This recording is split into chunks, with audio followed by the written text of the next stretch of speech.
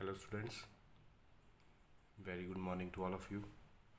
अज का जो टॉपिक है जोड़ा मैं स्टार्ट करन लग्या है dependence of reaction rate on temperature. जी रिएक्शन की रेट है वो टैंपरेचर के उपर किदा डिपेंड करती है। जो आप फैक्टर्स बारे पढ़िया सीगा, factors affecting the rate of the reaction, उत्थे आप कीता सी कि जी रिएक्शन की रेट है, rate of reaction is directly proportional to temperature of the system of the reaction. It means जी रेट ऑफ रिएक्शन है टैंपरेचर के डायरैक्टली प्रपोर्शनल है। अगर टैंपरेचर इनक्रीज़ करता है तो रेट ऑफ द रिएक्शन भी इनक्रीज़ करती है। अगर टैंपरेचर डिक्रीज़ करता है तो रेट ऑफ रिएक्शन भी डिक्रीज़ करती है। ठीक है जी। इन जनरल आप गल की सी, अगर आप 10 डिग्री सैल्सियस टैंपरेचर पहले नालों वधाने आ, रेज़ करते हैं, तो वो जी रेट है वो की हो जाती है, डबल हो जाती है। ये डबल क्यों होंगी है, अज आप इहदा ही लॉजिक स्टडी करना पहला तो। ठीक है, एक दिमाग दे विच गल जिहड़ी हैगी फिट कर लो कि अगर रेट ऑफ रिएक्शन है टैंपरेचर दे डायरैक्टली प्रपोर्शनल है, मीनस टैंपरेचर बढ़ेगा तो रेट ऑफ द रिएक्शन भी बढ़ेगी, चाहे वह एक्सोथर्मिक रिएक्शन है चाहे वह एंडोथर्मिक रिएक्शन है, दोनों लिए है। रेट ऑफ रिएक्शन इनक्रीज़ करती है एज टैंपरेचर इनक्रीज़ करता है। क्लीयर है जी। ना अगे आप गल करते हैं कि रेट जी हैगी डबल क्यों हो जाती है। उस तो पहला तुहानूं लॉजिक दिना एक छोटा जा, वो लॉजिक की है, देखो अगर आप टैंपरेचर इनक्रीज़ करते हैं, टैंपरेचर अगर इनक्रीज़ किया जाए, टैंपरेचर हैगा काइनेटिक एनर्जी के directly proportional according to kinetic theory of gases. Temperature is directly proportional to kinetic energy. देखो अगर टैंपरेचर इनक्रीज़ करता है, it means kinetic energy molecules की करती है, इनक्रीज़ करती है। और इनडायरैक्टली आप ये कह सकते हैं कि वो वेलोसिटी इनक्रीज़ करती है। मतलब जोड़े पार्टिकल्स ने आपस में कोलिजन करना है, जोड़े पार्टिकल्स रिएक्शन कैरी आउट कर रहे हैं, उन्होंने कोलिजन की प्रोबेबिलिटी इनक्रीज़ हो जानी है। मीनस अगर वेलोसिटी बढ़ गई उन्होंने पहले नालों ज़्यादा मूवमेंट करन लग गए, इट मीनस की है ज़्यादा पॉसिबिलिटी हो उन्होंने कोलिजन करन दी, तो कोलिजन ज़्यादा होएगा। अगर कोलिजन ज़्यादा होएगा, नो डाउट अफेक्टिव कोलिजन भी ज़्यादा होएगा। फिर अगर अफेक्टिव कोलिजन ज़्यादा होगा, अफेक्टिव कोलिजनस का करके ही प्रोडक्ट मिल रहे हैं, इट मीनस रिएक्शन की रेट भी इनक्रीज़ कर जाती है। तो बेसिक जो लॉजिक वह यह है कि अगर आप टैंपरेचर इनक्रीज़ करते हैं तो मॉलिक्यूल्स की जी एनर्जी है वो इनक्रीज़ करती है, मूवमेंट वो ज़्यादा करते हैं पहला नालों, इसलिए जोड़े अफेक्टिव कोलिजनस की प्रोबेबिलिटी वो बढ़ती है तो रिएक्शन की रेट भी फास्ट होती है। ठीक है जी। नाउ अगे आप गल करते हैं कि रिएक्शन की रेट डबल क्यों हो जाती है जो आप टैंपरेचर को 10 डिग्री सैल्सियस बढ़ाने पहलों नालों। ठीक है जी। ना जी रिएक्शन की रेट है, रेट ऑफ रिएक्शन है, ये दो फैक्टर से डिपेंड करती है। आप कोलिजन थ्योरी के किया सी। पहला फैक्टर है number of collisions per unit volume per second, means collision frequency, means collision frequency पर डिपेंड करती है। दूसरा फैक्टर है अफेक्टिव कोलिजनस, अफेक्टिव कोलिजनस। ये दो फैक्टर्स ने जिन्होंने जी रेट ऑफ द रिएक्शन है वो डिपेंड करती है। ठीक है। कोलिजन फ्रीक्वेंसी किमें इस फैक्टर को इनक्रीज़ करती है, किमें इस फैक्टर को समझाती है, एक्सप्लेन करती है, वो आप करते हैं। पहला हैगा collision frequency, collision frequency. Collision frequency आप जैड नाल डिनोट करते हैं, पहला भी पढ़िया आपने। जैड की होंगे number of collisions per unit volume per second. ठीक है जी। देखो अगर आप टैंपरेचर इनक्रीज़ किया तो वो जोड़े अफैक्ट नंबर ऑफ कोलिजनस ने वो इनक्रीज़ हो जाएंगे। कोलिजनस की हो जाएंगे, इनक्रीज़ हो जाएंगे।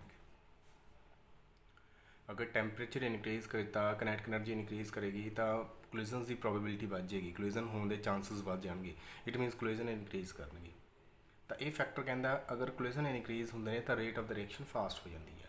अगर टैंपरेचर 10 डिग्री सैल्सियस रेज़ किया जाए तो कोलिजन जोड़े कोलिजनस हो रहे हैं वो कोलिजनस काफ़ी ज़्यादा इनक्रीज़ कर जाते हैं, ऑलमोस्ट डबल हो जाते हैं, तो करके जी रिएक्शन की रेट है कहते वो भी डबल हो जाती है। बट जोड़ा ये वाला फैक्टर है अगर इनू चंगी तरह आइडेंटिफाई किया जाए, ये वाला फैक्टर इस चीज़ में 10 डिग्री सैल्सियस वाली चीज़ में सिर्फ 63% ही एक्सप्लानेशन दिंदा, एक्सप्लेन करता है। ठीक है, ये वाला फैक्टर जानी कि 3% अपनी कंट्रीब्यूशन दिंदा इस चीज़ नूं एक्सप्लेन करने के लिए। ठीक है जी, इट मीनस जिहड़ी इहदी एक्सप्लानेशन है वो ये वाले फैक्टर पर डिपेंड नहीं करती, वो होर फैक्टर पर डिपेंड करती है जिहदा नाम है अफैक्टिव कोलिजन। तो अफैक्टिव कोलिजन जिहड़ा हैगा वो एक्सप्लेन करता है डबल रेट क्यों हो जाती है टैंपरेचर नूं 10 डिग्री सैल्सियस पहला नालों वधाउण दी।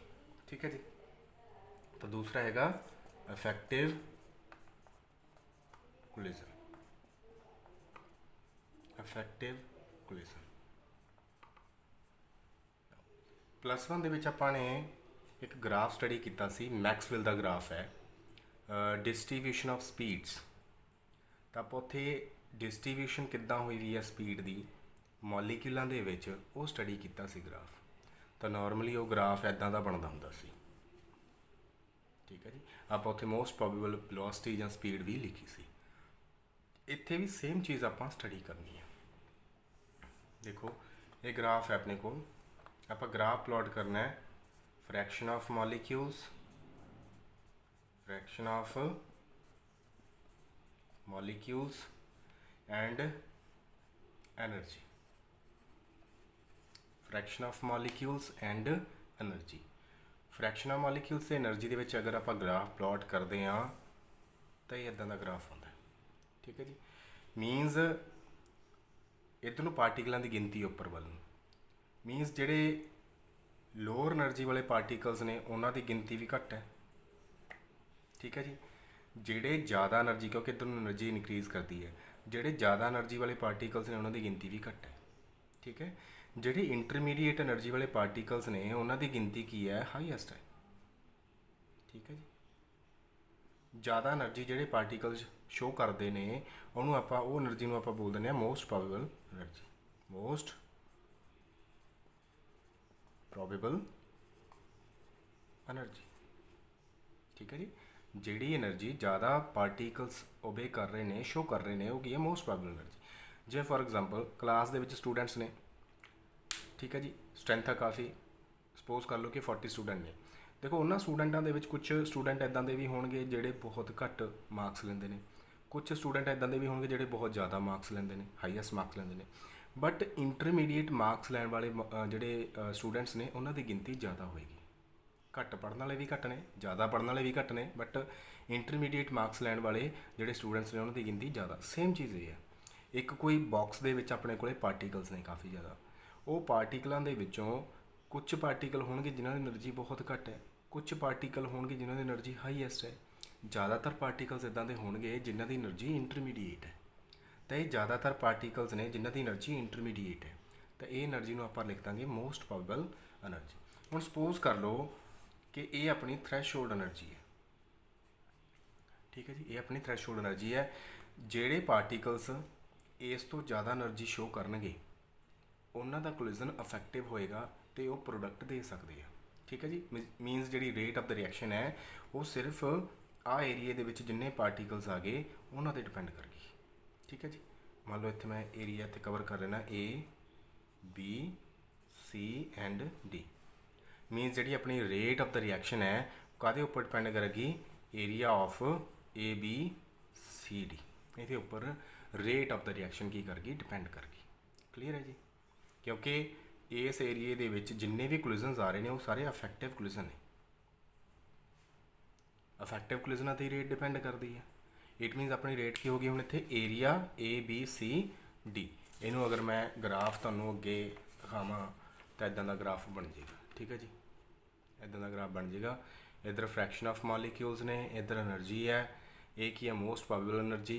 ये सपोज कर लो T1 डिग्री सैल्सियस के टैंपरेचर ते ग्राफ आपां ने प्लॉट किया होया। इस एरिए दे विच जिहड़े कोलिजन्स आ गए, fraction of collisions capable of forming products, ये इदां दे कोलिजन्स ने जिहड़े प्रोडक्ट देने के लिए कैपेबल हैगे ने, प्रोडक्ट दे सकते हैं। ठीक है जी, क्योंकि इन्हां दी एनर्जी थ्रैशहोल्ड एनर्जी तो ज़्यादा एनर्जी है। क्लीयर है जी, तो मीनस अपना जिहड़ा एरिया ये अपने लिए इंपॉर्टेंट है। जिन्ने एरिए दे विच मॉलिक्यूल्स आ गए, कोलिजन्स हो रहे हैं, सॉरी वही कोलिजन अफैक्टिव ने तो प्रोडक्ट दे सकते हैं।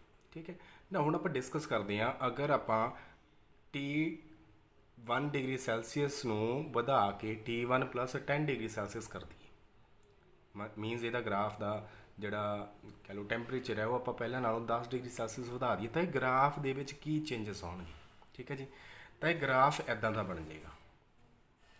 ਠੀਕ ਹੈ, ਇਹ ਪਹਿਲਾਂ T1 ਡਿਗਰੀ ਸੈਲਸੀਅਸ 'ਤੇ ਸੀ, ਇਹ ਹੈਗਾ T1 plus 10 degree Celsius.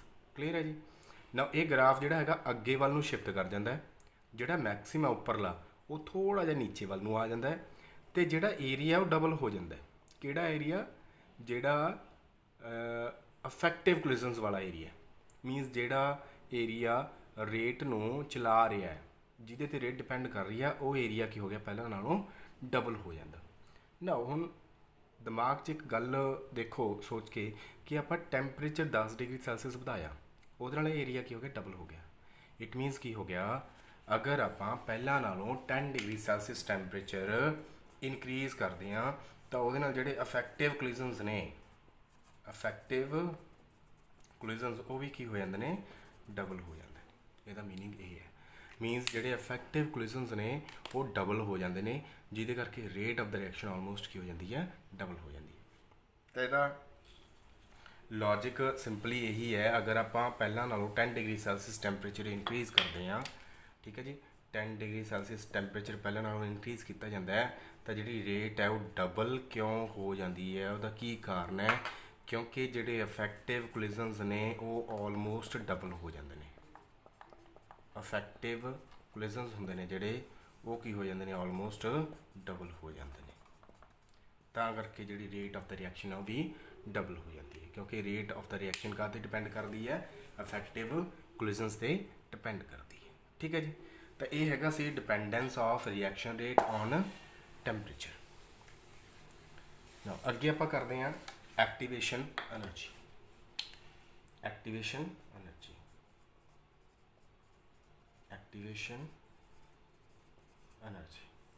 Clear ਹੈ ਜੀ। ਐਕਟੀਵੇਸ਼ਨ ਐਨਰਜੀ ਕੀ ਹੈ? ਮੈਂ ਇੱਕ ਗ੍ਰਾਫ ਦੇ ਨਾਲ ਤੁਹਾਨੂੰ ਸਮਝਾਉਣ ਦੀ ਕੋਸ਼ਿਸ਼ ਕਰਦਾ। ਮੰਨ ਲਓ ਆਪਾਂ ਇੱਕ ਗ੍ਰਾਫ ਬਣਾਇਆ, energy versus progress of reaction. ਠੀਕ ਹੈ ਜੀ।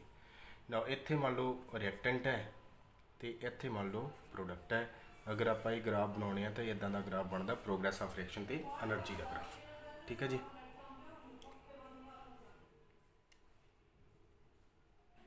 ਨਾ ਹੁਣ ਗ੍ਰਾਫ ਦੇ ਵਿੱਚ ਦੇਖੋ, ਜਿਹੜੀ ਇਹ ਵਾਲੀ ਐਨਰਜੀ ਹੈ ਇੱਥੋਂ ਲੈ ਕੇ, ਇਹ 0 ਹੈ, ਇੱਥੋਂ ਲੈ ਕੇ ਇੱਥੇ ਤੱਕ ਦੀ ਜਿਹੜੀ ਐਨਰਜੀ ਹੈ ਇਹ ਹੈਗੀ ਐਨਰਜੀ ਆਫ ਰਿਐਕਟੈਂਟਸ। ਠੀਕ ਹੈ ਜੀ। ਜਿਹੜੀ ਇੱਥੋਂ ਲੈ ਕੇ 0 ਤੱਕ ਐਨਰਜੀ ਹੈ ਇਹ ਹੈਗੀ ਹੈ ਥ੍ਰੈਸ਼ਹੋਲਡ ਐਨਰਜੀ। ਐਨਰਜੀ ਕੀ ਹੈ? Threshold energy. ਜਿਹੜੀ ਇਹ ਵਾਲੀ ਐਨਰਜੀ ਰਹਿ ਗਈ ਇਹ ਹੈਗੀ ਹੈ ਐਕਟੀਵੇਸ਼ਨ ਐਨਰਜੀ। ਮੀਨਿੰਗ ਕੀ ਹੈ ਇਹਦਾ?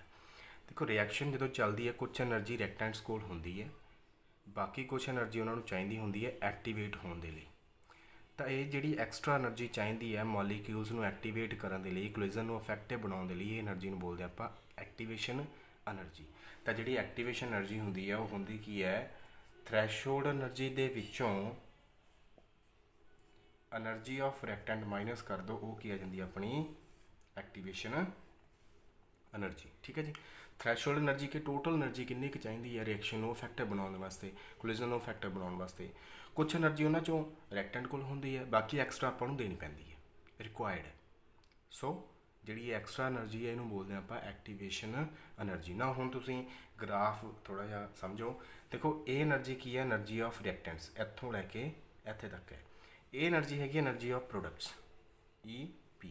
ਠੀਕ ਹੈ ਜੀ। Energy of reactant is less than energy of product. Means product the energy ਜ਼ਿਆਦਾ ਆ ਰਿਐਕਟੈਂਟ ਦੀ ਐਨਰਜੀ ਦੇ ਨਾਲੋਂ। ਇਟ ਮੀਨਸ ਹੋ ਕੀ ਗਿਆ ਇੱਥੇ? ਐਨਰਜੀ ਦਾ ਕੀ ਹੋ ਗਿਆ? ਐਬਜ਼ੋਰਬ ਹੋ ਗਿਆ। ਐਨਰਜੀ ਜਾਂ ਹੀਟ ਕੀ ਹੋ ਗਈ? ਐਬਜ਼ੋਰਬ। ਅਗਰ ਹੀਟ ਐਬਜ਼ੋਰਬ ਹੋ ਜੇ ਉਹ ਕਿਹੜੀ ਰਿਐਕਸ਼ਨ ਹੁੰਦੀ ਹੈ? ਐਂਡੋਥਰਮਿਕ ਰਿਐਕਸ਼ਨ। ਠੀਕ ਹੈ ਜੀ। ਐਂਡੋਥਰਮਿਕ ਰਿਐਕਸ਼ਨ। ਤਾਂ ਐਂਡੋਥਰਮਿਕ ਰਿਐਕਸ਼ਨ ਹੁੰਦੀ ਹੈ ਜਿਹਦੇ ਵਿੱਚ ਹੀਟ ਐਨਰਜੀ ਐਬਜ਼ੋਰਬ ਹੋ ਜਾਵੇ, ਦੈਟ ਇਜ਼ ਐਂਡੋਥਰਮਿਕ ਰਿਐਕਸ਼ਨ। ਤਾਂ ਦੋ ਤਰ੍ਹਾਂ ਦੀਆਂ ਰਿਐਕਸ਼ਨਸ ਨੇ ਆਪਣੇ ਕੋਲੇ, ਐਗਜ਼ੋਥਰਮਿਕ ਐਂਡ ਐਂਡੋਥਰਮਿਕ। ਤਾਂ ਦੋਨਾਂ ਦੇ ਮੈਂ ਤੁਹਾਨੂੰ ਗ੍ਰਾਫ ਇੱਥੇ ਦਿਖਾ ਦਿੰਦਾ। ਦੇਖੋ ਇਹ ਐਂਡੋਥਰਮਿਕ ਰਿਐਕਸ਼ਨ ਦਾ ਗ੍ਰਾਫ ਹੈ। ਇਹ ਹੈਗੀ ਐਕਟੀਵੇਸ਼ਨ એનર્ਜੀ ਆਫ ਰਿਐਕਟੈਂਟ, ਇਹ ਐਕਟੀਵੇਸ਼ਨ એનર્ਜੀ ਹੋ ਗਈ, ਇਹ ਥ੍ਰੈਸ਼ਹੋਲਡ એનર્ਜੀ ਹੋ ਗਈ, ਇਹ એનર્ਜੀ ਆਫ ਪ੍ਰੋਡਕਟ ਹੋ ਗਈ। ਇੱਥੇ EP is greater then ER ਹੈ, ਸੋ એનર્ਜੀ ਐਬਜ਼ੌਰਬ ਹੋਈ ਹੈ ਐਂਡੋਥਰਮਿਕ ਰਿਐਕਸ਼ਨ। ਐਗਜ਼ੋ ਦੇ ਲਈ ਇੱਦਾਂ ਦਾ ਗ੍ਰਾਫ ਬਣ ਜਾਏਗਾ। ਠੀਕ ਹੈ ਜੀ, ਇਹ ਗ੍ਰਾਫ ਹੈਗਾ ਐਗਜ਼ੋਥਰਮਿਕ ਰਿਐਕਸ਼ਨ ਦਾ। ਇਹਦੇ ਵਿੱਚ ਕੀ એનર્ਜੀ ਤੇ ਪ੍ਰੋਗਰੈਸ ਆਫ ਰਿਐਕਸ਼ਨ ਦਾ ਜਦੋਂ ਗ੍ਰਾਫ ਪਲਾਟ ਕੀਤਾ ਜਾਂਦਾ ਹੈ ਤਾਂ energy of reactant energy of product ਤੋਂ ਕੀ ਹੁੰਦੀ ਹੈ, ਜ਼ਿਆਦਾ ਹੁੰਦੀ ਹੈ। ਇਟ ਮੀਨਸ ਇੱਥੇ એનર્ਜੀ ਦਾ ਲਾਸ ਹੋ ਗਿਆ, ਐਗਜ਼ੋਥਰਮਿਕ ਰਿਐਕਸ਼ਨ ਹੋ ਗਈ। ਬਾਕੀ ਸਾਰੀਆਂ ਟਰਮਸ ਇਹਦੇ ਵਿੱਚ ਵੀ ਸੇਮ ਆਉਣਗੀਆਂ। ਠੀਕ ਹੈ ਜੀ, ਇਹ ਐਕਟੀਵੇਸ਼ਨ એનર્ਜੀ ਨੂੰ ਸਟੱਡੀ ਕਰਨ ਦਾ ਇੱਕ ਛੋਟਾ ਜਿਹਾ ਢੰਗ ਹੈ। ਤਾਂ ਐਕਟੀਵੇਸ਼ਨ એનર્ਜੀ ਹੋ ਗਈ। ਐਕਟੀਵੇਸ਼ਨ એનર્ਜੀ ਵਾਲਾ ਮੈਂ ਪੂਰਾ ਟੌਪਿਕ ਨਹੀਂ ਕਰਵਾਇਆ ਹਾਲੇ, ਉਹ ਮੈਂ ਅਗਲੇ ਲੈਕਚਰ ਦੇ ਵਿੱਚ ਤੁਹਾਨੂੰ ਸਾਰਾ ਕੁਝ ਦੱਸੂਗਾ। ਕੈਟਲਿਸਟ ਕਿਵੇਂ ਅਫੈਕਟ ਕਰਦਾ ਉਹ ਸਾਰਾ ਕੁਝ ਆ ਜਾਏਗਾ। ਫਿਲਹਾਲ ਦੇ ਲਈ ਇਹਦੇ ਵਿੱਚ ਮੈਂ ਸਿਰਫ ਐਕਟੀਵੇਸ਼ਨ એનર્ਜੀ ਸਮਝਾਈ ਹੈ, ਐਗਜ਼ੋ ਦੇ ਲਈ ਕਿਵੇਂ ਹੈ, ਐਂਡੋ ਦੇ ਲਈ ਕਿਵੇਂ ਹੈ। ਠੀਕ ਹੈ ਜੀ, ਐਗਜ਼ੋ ਤੇ ਐਂਡੋ ਦੇ 2 ਗ੍ਰਾਫ ਇਹ ਤੁਸੀਂ ਕਰ ਲੈਣੇ ਨੇ। ਕਾਫੀ ਸਾਰੇ ਗ੍ਰਾਫਸ ਨੇ, ਉਹ ਆਪਾਂ ਅਗਲੇ ਪੀਰੀਅਡ ਦੇ ਵਿੱਚ, ਅਗਲੇ ਲੈਕਚਰ ਦੇ ਵਿੱਚ ਆਪਾਂ ਕਰ ਲਾਂਗੇ। ਠੀਕ ਹੈ ਜੀ, ਤਾਂ ਇਹ 2 ਗ੍ਰਾਫ ਬਣ ਗਏ, ਚੰਗੀ ਤਰ੍ਹਾਂ ਇਹਨੂੰ ਸਮਝਣਾ। ਮੈਂ ਗ੍ਰਾਫ ਇਹ ਤੁਹਾਨੂੰ ਸੈਂਡ ਕਰ ਦਾਂਗਾ ਗਰੁੱਪ ਦੇ ਵਿੱਚ। ਮਿਲਦੇ ਹਾਂ ਫਿਰ ਨੈਕਸਟ ਵੀਡੀਓ ਦੇ ਵਿੱਚ।